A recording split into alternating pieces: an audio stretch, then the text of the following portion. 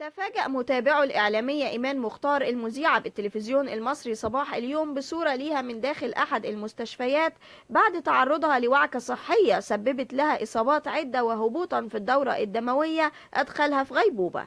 ولم تكن الأخبار المتناقلة عن تعرض الإعلامية إيمان مختار لحادث مؤكدة حتى نشرت الصفحة الرسمية للإعلامية تأكيدا من خلال إعادة نشر أحد الأخبار اللي بتأكد تعرض الإعلامية لأزمة صحية.